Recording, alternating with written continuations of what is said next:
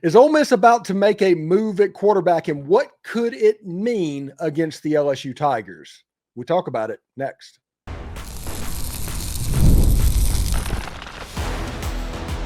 You are Locked On Ole Miss, your daily podcast on the Ole Miss Rebels. Part of the Locked On Podcast Network, your team every day.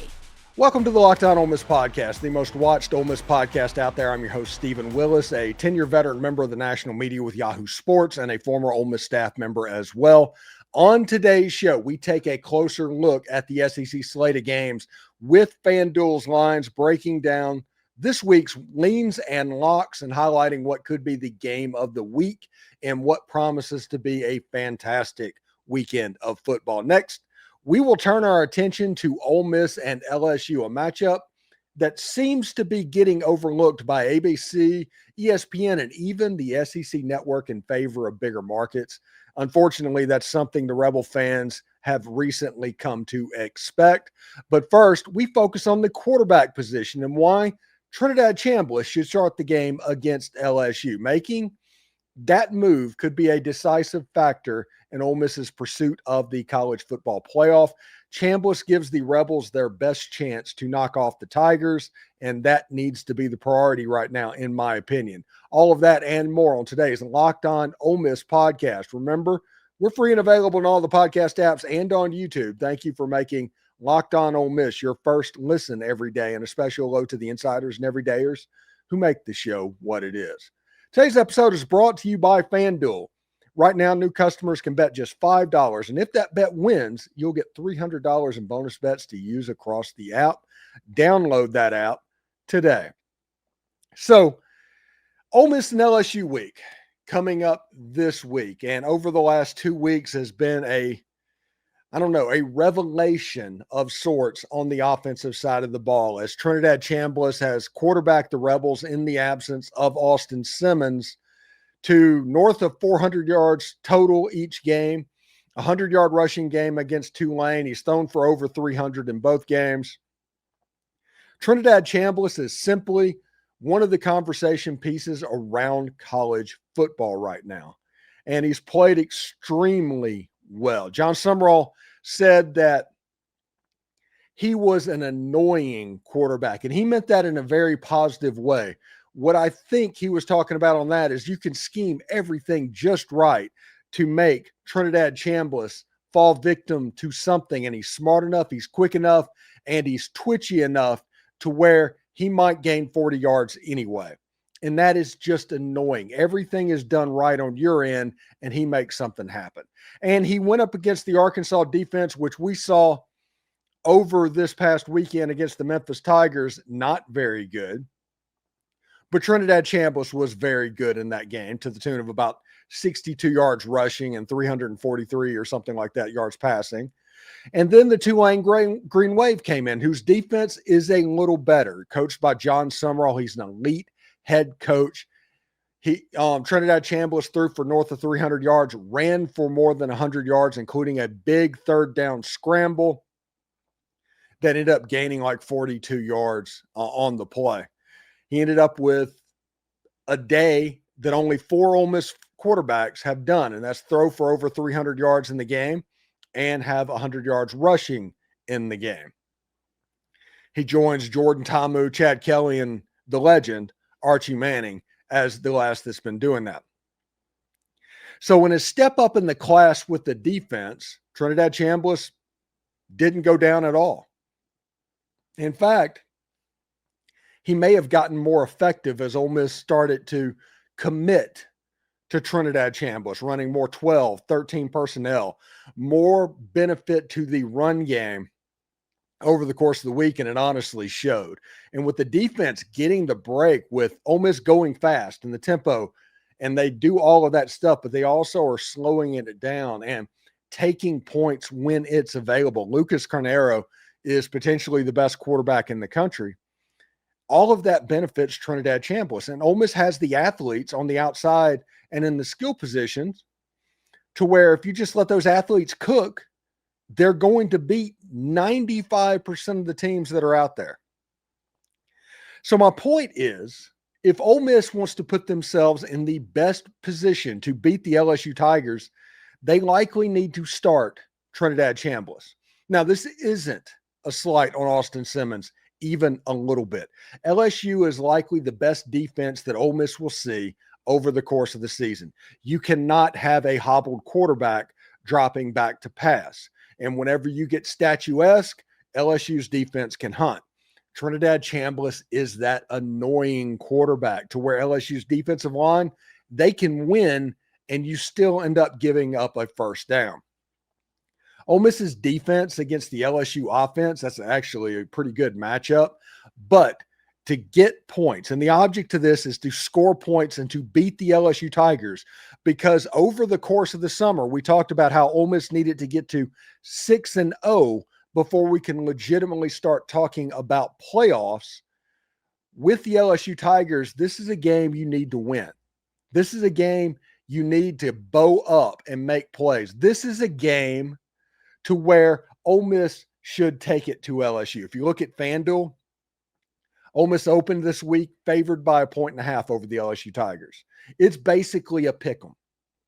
It's going to be that situation where home field advantage is massively important, especially when dealing with a potentially injured quarterback in Garrett Nussmeier, somebody that can run a little bit, but he's not Taylor Green. Heck, he's not even Jake Retzlaff. But Ole Miss's defensive line, they should be able to get home in this game with as bad as LSU's offensive line has been. Remember, LSU has not won in Oxford, Mississippi since the John Rice Plumlee game with Joe Burrow in 2019. Ole Miss is going for the third straight win in Oxford. And to get that win, I think you need to figure out the best way to attack the LSU defense. Now, they have some corners. They're probably going to be a little bit quicker on the deep routes.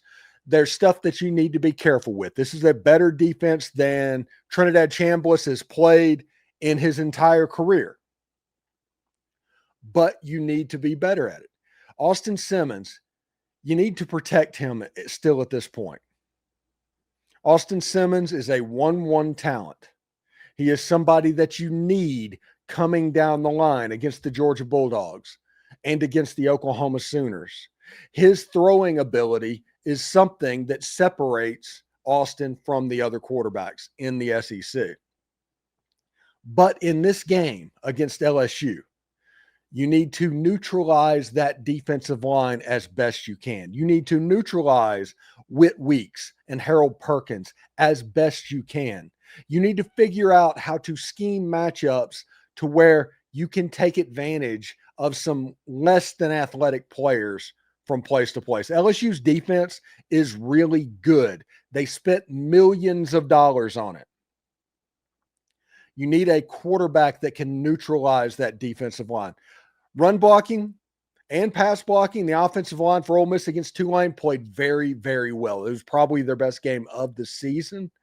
And a lot of that has to do with Trinidad Chambliss. Again, this is no shot on Austin Simmons. After this LSU game, if Trinidad Chambliss is able to put up another 400-yard game, he probably gets to start the Washington State game. But at a minimum, it's a competition in the bye week. Austin Simmons, not 100%, which there's a chance he will not be 100%, probably needs to sit this out. You need him later on in the season. Ole Miss needs Austin Simmons against the Georgia Bulldogs, against the Oklahoma Sooners, against the South Carolina Gamecocks, against the Florida Gators, against the Mississippi State Bulldogs. You need Austin Simmons in those games. You need him to be healthy in case he is needed, even in the best case scenario for Trinidad Chambliss. But Trinidad Chambliss, he's the talk of college football right now with the numbers that he's putting up, with the way he's playing. And if you can get through this game against the LSU Tigers, we can have a conversation.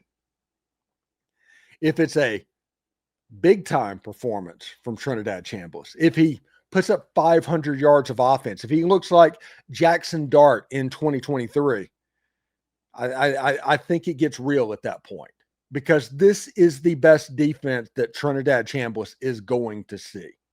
And whenever that is the case, he's not going to see much worse. Oklahoma might scheme some stuff up and confuse him. Georgia might scheme some stuff up and confuse him. But Trinidad Chambliss right now is kind of just going right down the middle where you want him to go. So I'm pretty fired up about what he can do as a quarterback.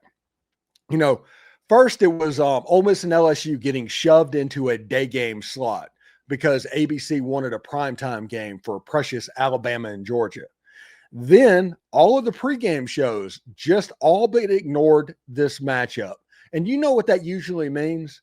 It is practically guaranteed to turn into a game of the day. With Lane Kiffin's Rebels and Brian Kelly's Tigers both loaded with talent, this matchup has all of the makings of an SEC shootout. We'll explain why being overlooked could actually set the stage for Ole Miss and LSU to steal the spotlight coming up next.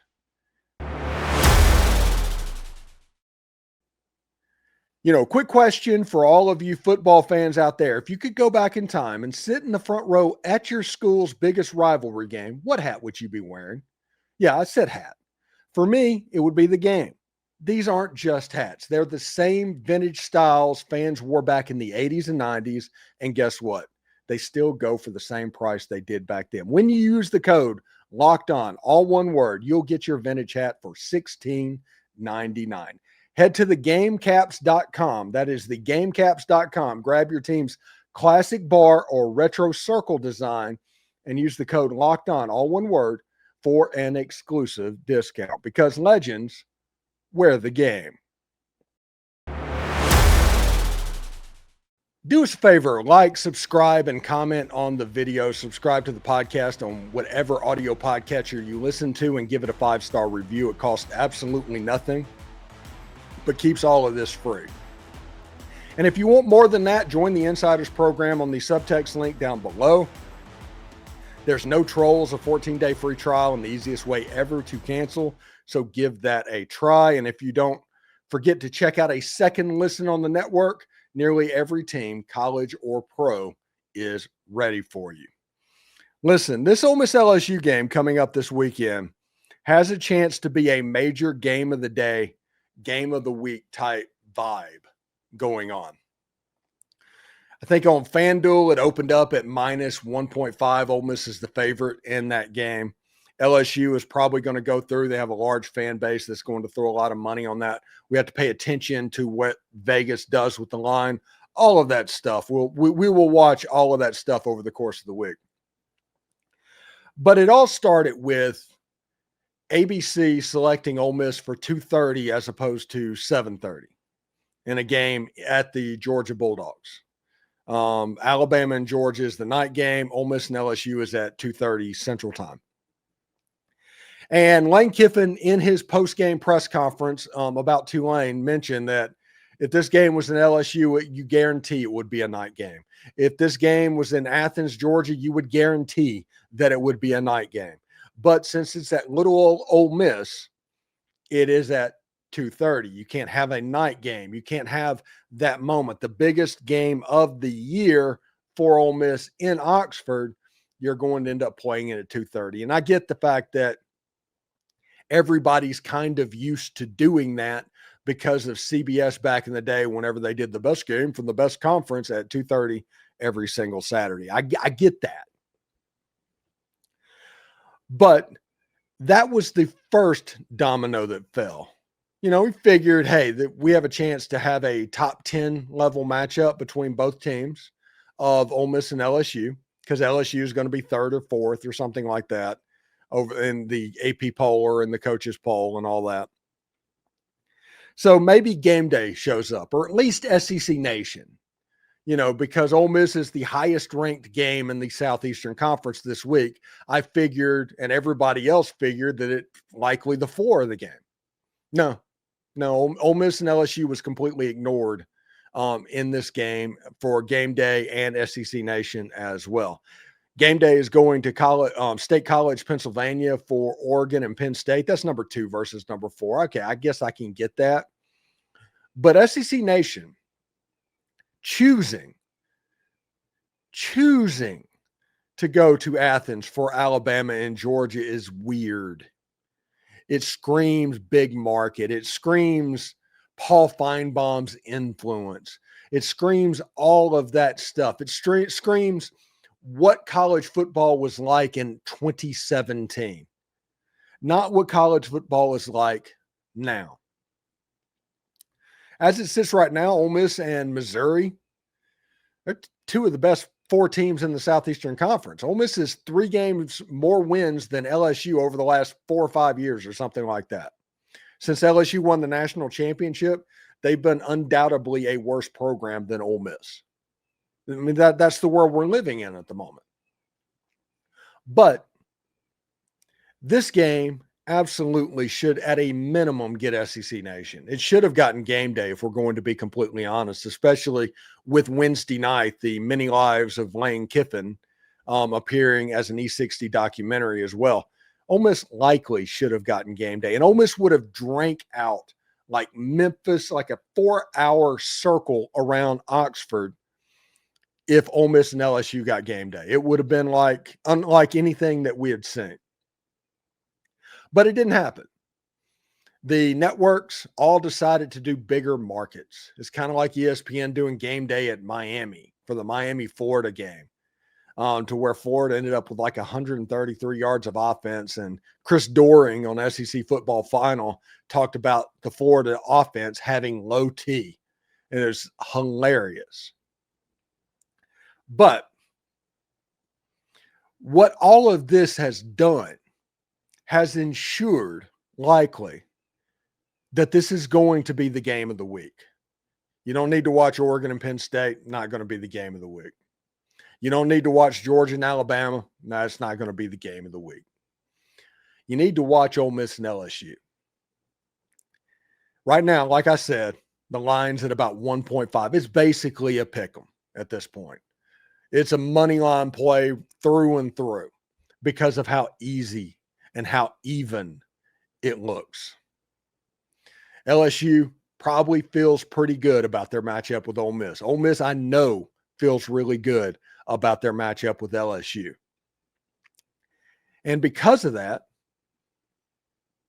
you're going to see it play out like you would expect on the field. The home field advantage for Ole Miss is going to be massively important. It's going to be absolutely huge whenever you're dealing with LSU. This needs to be basically like the Georgia game was for Ole Miss in 2024. It needs to look like that. This is a game where the crowd can impact what LSU does. And because of that, I think you'll see Pete Golding have a much better plan against the LSU Tigers. Pete Golding has not had good plans traditionally against LSU for whatever reason. Once the LSU offense gets cooking, it gets cooking. It really gets cooking. And Ole Miss has lost last year's game on the last play of the game. They literally never trailed in this game until it was over. That is what that game was. The year before, on the last play of the game, the ball was in the air for LSU to win or lose the game, the last play of the game. The Ole Miss LSU game has basically been last play of the games in the last 2 years. And I see no reason why this year won't follow that exact same script. Now, I don't think it's going to be as high scoring as it has been. It definitely won't be as high scoring as 2023, but I don't even think it'll be as high scoring as 2024. This is a game that has a chance to be a 17-17 game in the fourth quarter. Trinidad Chambliss or Austin Simmons or whoever takes over for Ole Miss in this game, they have to value the ball with their life.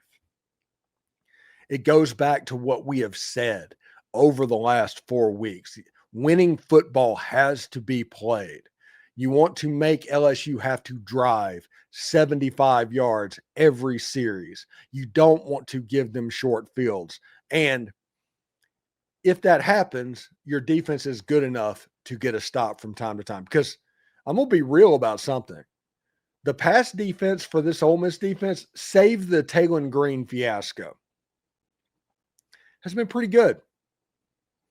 And it should only get better as this goes on.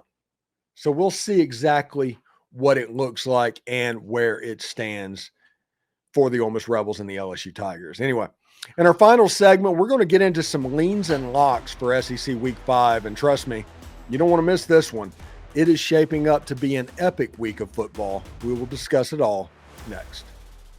The NFL season is here, and FanDuel is making sure you're ready for kickoff with a can't-miss offer. Right now, new customers can bet just $5, and if that bet wins, you'll get $300 in bonus bets to use across the app. You know, it makes every game more exciting, whether you're watching your own team or just keeping an eye on your fantasy lineup. It's quick, it's easy. It's the best way to add a little more energy to Sundays. So if you're ready to play, download the FanDuel app now by visiting FanDuel.com to get started. That's FanDuel.com to place your first $5 bet. This episode is also brought to you by The Square. Your favorite neighborhood spots run on Square. There are certain businesses that truly make the neighborhood feel like home. Whether it's the local sports bar that's packed on game days, or the coffee shop that knows your order by heart, or the corner deli that's been serving your community for decades, these are all the places that bring people together. When a neighborhood business thrives, the whole neighborhood thrives. One of my personal favorites when I lived in Oxford was Phillips Grocery. It was a cabin. It was a rustic feel. It just had a good vibe about it. And the burger, absolutely amazing. Those local spots are what makes the neighborhood feel like a home. And so many of them run on Square. Square is a proud partner of more than 4 million neighborhood businesses around the world. You can go to square.com/go/lockedoncollege to learn more. But before you do, go support your favorite neighborhood spot. You'll be happy you did. Square, see you in the neighborhood. You know, it's Monday, so that means we look at the games in the week, sponsored by FanDuel and SEC Lines, leans and locks, and all of that good stuff. We'll talk about all of that. It should be a lot of fun and what should be an absolutely epic weekend if the lines of the bigger games are any indication. So we'll see exactly what it looks like. Then this Week 5 line, there's 8 games around the Southeastern Conference. First of all, Notre Dame is road favorites by 6.5 points at Arkansas. That is the 12 o'clock Eastern, 11 o'clock Central game on ABC. It's the first time Notre Dame has ever gone to Fayetteville. It's a game that, honestly, Arkansas needs to get right. They went into the Ole Miss game with all the vibes, every one of them. They had every vibe. They lost a fumble in that game. Ole Miss ended up winning it. Then they went on the road to the Memphis Tigers, and lo and behold, the same dang thing happened. And so Arkansas feels very much cursed right now. But this game, Notre Dame gave up 30 points to Purdue. This could be a complete shootout, but Arkansas's defense, it scares me. It honestly does. Utah State is at Vanderbilt. Vanderbilt's favored by 22.5 points. I think I saw on Twitter that they have played 4 games and punted 5 times. And over the course of those games, it's not all technically cupcakes. There's a dominating win over South Carolina. You blew out Virginia Tech on their field. I mean, other than Georgia State and their random 1AA beatdown, Vandy's been very good, but favored by 22.5 points. I kind of like that line. Vandy's a good team. They're going to be 5-0 if they win this game, heading to Tuscaloosa. And Tuscaloosa right after Alabama plays Georgia. I'm telling you, that could be a real upset. Auburn is at Texas A&M. The Aggies are favored by 7.5, a little bit more than a touchdown. The game is Saturday on ESPN at 3 o'clock Eastern time. Listen, Auburn got jobbed against Oklahoma. They did. There's no way to get around that. They got absolutely jobbed. You are going to have a difficult time with Ole Miss fans, trying to get them to feel sorry for Auburn for getting jobbed, because whenever you have the kick six or the prayer at Jordan Hare or all of these voodoo things that have happened over the years, it does have to even out a little bit. And missing a player and allowing them to score a trick play touchdown, that kind of fits that bill as well. But A&M's favored by 7.5 points. They threw the ball pretty well. They had a bye week last week, but the week before, they took down the Fighting Irish of Notre Dame. LSU is at Ole Miss, is at 3:30 p.m. Eastern time on ABC. Ole Miss is favored by 1.5 points. This is going to be the game we talk about all over the week. It should be pretty interesting to see exactly how it rolls. But Ole Miss right now, they're really clicking. You know how I feel about both of the quarterbacks at Ole Miss, and I really like the matchup that Ole Miss would have with Trinidad Chambliss, but we'll see exactly how that plays out. The other upset game of the week, and is probably the biggest line of the week, not counting UMass being 42.5 point underdogs, but Mississippi State's 11.5 point underdog to Tennessee. They're playing in Starkville. Mississippi State's 4-0. Jeff Lebby kind of has it going in Starkville at the moment. I called that Mississippi State was going to beat Tennessee before the season. They scored 25 points or something like that against Tennessee last year with a true freshman quarterback. I don't know. I feel Mississippi mayhem coming up. You remember the Sports Illustrated photo from 2014 to where Ole Miss and State had big wins in the same weekend? I kind of feel that right now. So we'll see exactly how that goes. The game that got SEC Nation is the Georgia Bulldogs, who is favored by 3.5 points over the Alabama Crimson Tide. Game's at 7:30 p.m. Eastern time on ABC. It's not quite a pick 'em. The home field difference in that game. The game is in Athens, Georgia. Alabama, though, kind of just has some voodoo on the Georgia Bulldogs. I'm not 100% sure what it is, but they've got some voodoo right now. But we'll see how that goes as well. Missouri, huge line against the UMass Minutemen, 42.5 point favorites. Game's going to be on ESPNU. There's no SEC Network Plus games this week because there's only 8 games. And then you have Kentucky at South Carolina. The Gamecocks are a 5.5 point favorite. Game is 7:45 on the SEC Network. Those are the 8 games this week. Now, I really like Ole Miss. I like Mississippi State.